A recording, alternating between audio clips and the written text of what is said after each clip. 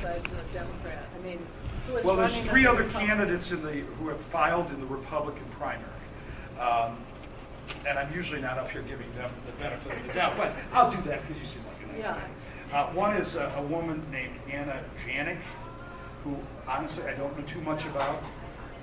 Another is a fellow by the name of Richard Kuhn, who was a judge here in Oakland County for many years. His son now serves on the district court here covering Waterford. Judge Kuhn retired many years ago, but still has the political bug and got the signatures to get on the ballot. Then the final opponent is a fellow by the name of Andrew Rachkowski.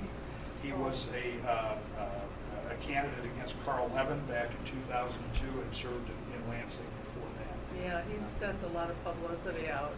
Yes. Plus, we get stuff over the phone quite a bit. Yeah, well, it's that time of year. We try to limit that, but the hard part is trying to get your name out there because the media certainly doesn't cover this stuff. There's no cameras, so you got to really go out and work for it and learn and ask for people's vote. I mean, that's what it's all about. Knocking on doors, getting those mailings out, doing that sort of thing. One subject you didn't touch on. Yes, sir. The illegally Funny you should immigration. Do we have copies of this? Well, I frankly think that's going to be one of the biggest issues in this campaign as well. I mean, we all have seen what's happened in Arizona, and I want you to know that I support what was done by the governor of Arizona, because she did what the federal government has failed to do, and that's to enforce the law. We've been talking about immigration reform as long as I can remember. Well, first and foremost, we better protect and secure our border. That's got to be the fundamental. How do you, it's like the horse is out and we're now going to try to shut the door. Well, we've got to fix that barn once and for all. And I'll tell you this, folks, I am opposed to the idea of amnesty. I think that rewards those people who have come to this country illegally. I am opposed to birthright citizenship. I don't think that necessarily exists in the Constitution, and it creates a huge incentive for people to come to this country illegally. Well, that was only put in for slaves. Well, there has been a lot of debate about what what birthright citizenship really entitles people to. I mean, I think you're right. I don't know. I don't know that specifically, but I've heard that argument made. Certainly was written in a time that are very different from today. Yep. I don't think our founding fathers really envisioned people coming across the Rio Grande to have their child in order for that child to be automatically granted citizenship.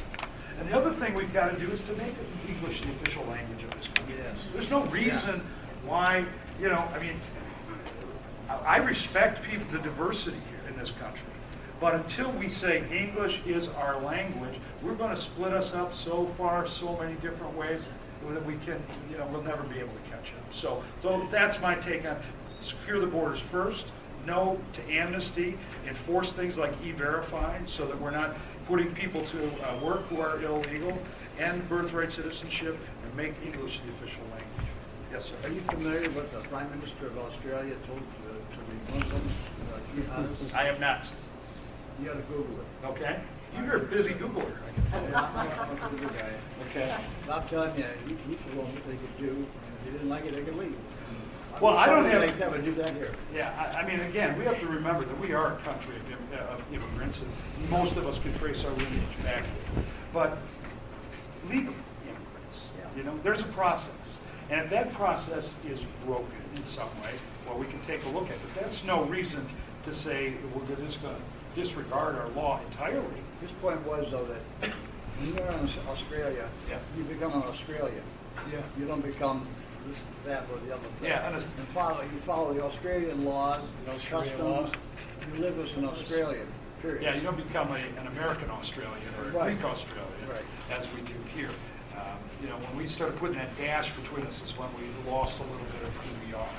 And I think this has always been the melting pot of the world, and we're spreading apart, not melting together. Yeah, but when our forefathers wrote that Constitution, they didn't envision that it would be any place, any people except Western Europeans. That's true. And we were here with French and English and Spanish and Dutch. Right. We And didn't even like the Irish They back in never, the day. the Irish had a hard time getting in here. They did. Right at the turn of the century.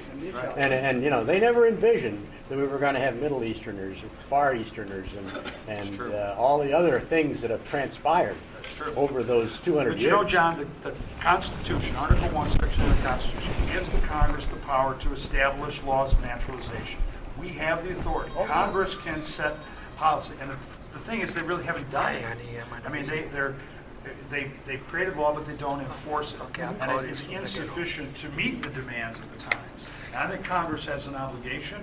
The administration has a duty to enforce the law. It course shouldn't they do. come down to governors and individual states to have to protect their citizens because these guys are crossing the border and putting public safety in danger. I thought the classic today was Yeah, go ahead, But the John. classic today was the people in California, the Arizonans say, hey, look, you don't like what we're doing, we just won't send you any more water. Yeah, right. Right, that's it. So, but I mean, that's why it is a national issue, and it needs to be addressed on the national level. And we ought to stand up and be counted and say, what do you believe? And again, I'm for legal immigration. I am. I believe that, this is a rich tapestry of folks here who make us who we are. But when you come here, you've got to become an American and work to that. And I know it's different from different cultures and what have you, but that ought to be our objective.